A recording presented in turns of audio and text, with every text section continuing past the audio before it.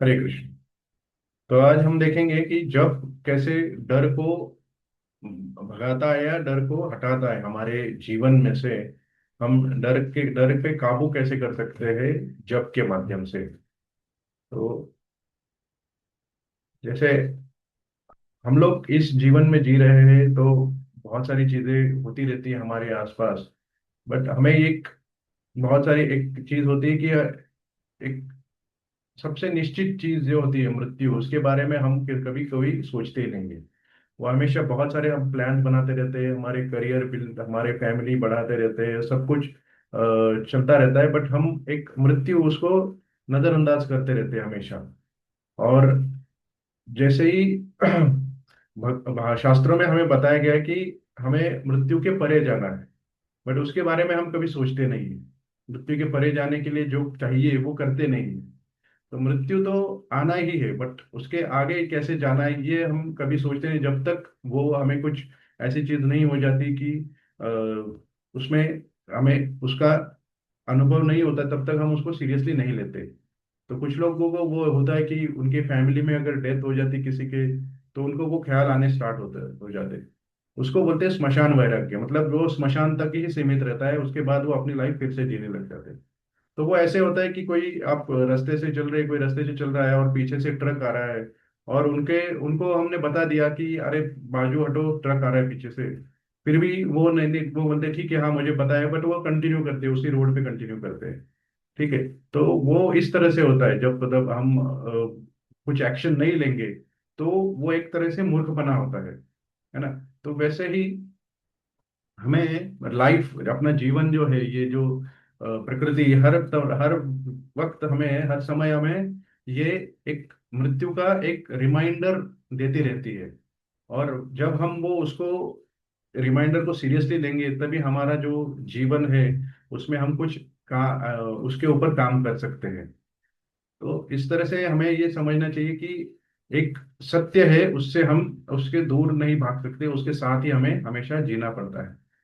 तो अब जैसे ये हमें पता है कि किस किस तरह से ये मृत्यु हमारे जीवन में होता है। जैसे एक पंछी होते हैं, अपने घोंसले में रहते हैं, वो अपना घोंसला बनाते हैं, अपने बच्चों को पालते हैं, उनको खाना खिलाते हैं, और बहुत सारे उनके लिए काम करते रहते हैं। बट अचानक से एक दिन कोई अ, जंगल में कोई शिकारी आ गया, तो उसने वो पेड़ तोड़ दिया।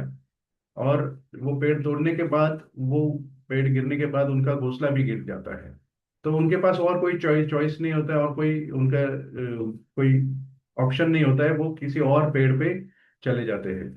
तो ये जो एक उदाहरण है, इससे ये हमें समझना है कि ये पंछी मतलब हमारी आत्मा है, और वो पेड़ मतलब हमारा शरीर है। तो इस तरह से आत्मा इस शरीर को छोड़ के दूसरे शरीर में जाती रहती है। वहां पे जो भी हमने उस पहले वाले पेड़ पे जो जो भी रिलेशनशिप्स या जो भी नाते और जो भी अपनी संपत्ति अपने बनाई होगी, वो वहीं छोड़ के हमें दूसरे पेड़ पे जाना पड़ता है।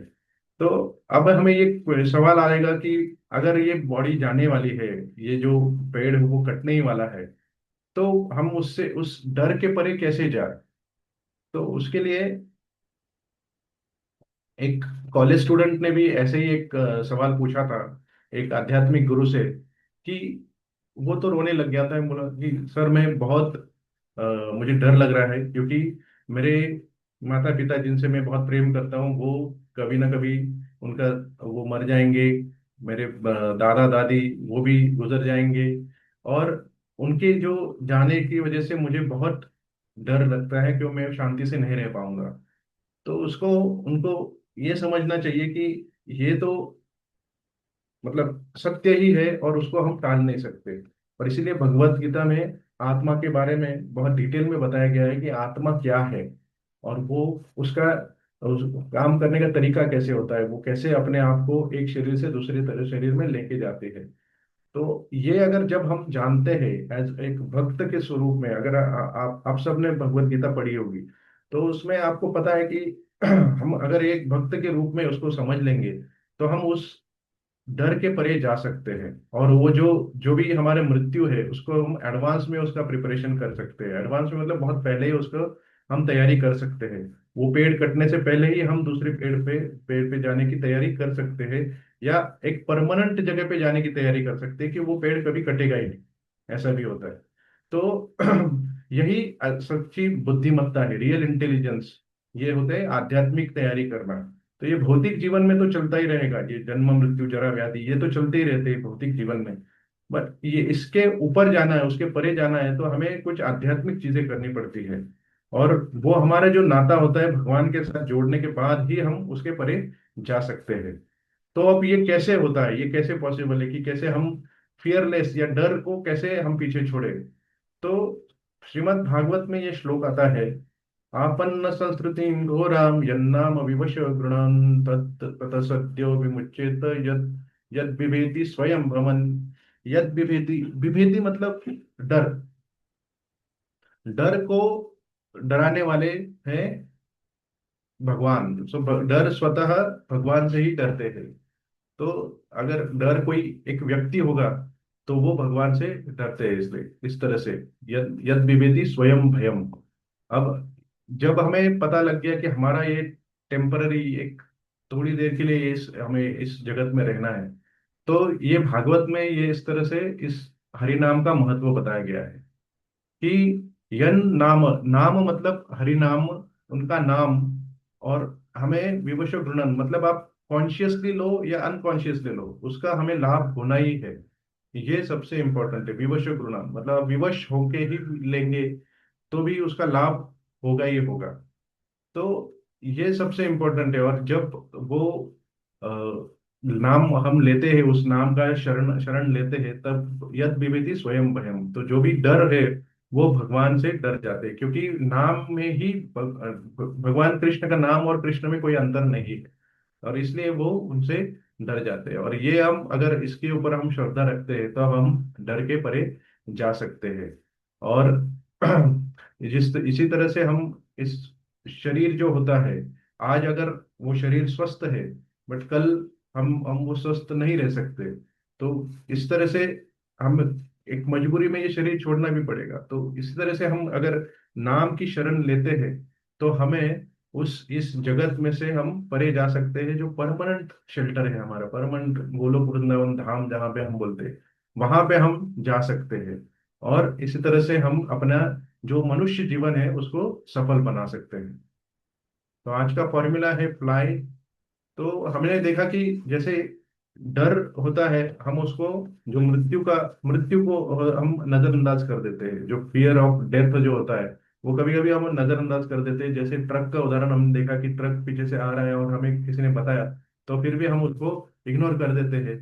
और एक उदाहरण हमने देखा कि जो जिस पेड़ पे वो पंछी रह रहे हैं, वो पेड़ कटने के बाद भी उनको एक दूसरे पेड़ पे जाना पड़ता है। वो एक आत्मा का वही एक उदाहरण है कि पंछी मतलब आत्मा होते हैं और पेड़ मतलब शरीर।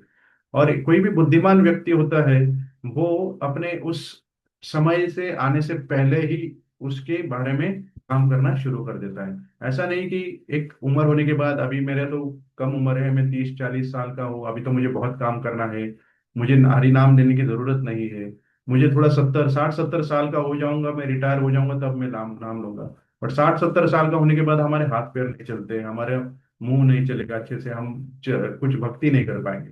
तो ये बुद्धिमान व्यक्ति है, वो पहले से ही तैयारी करना स्टार्ट कर देते हैं।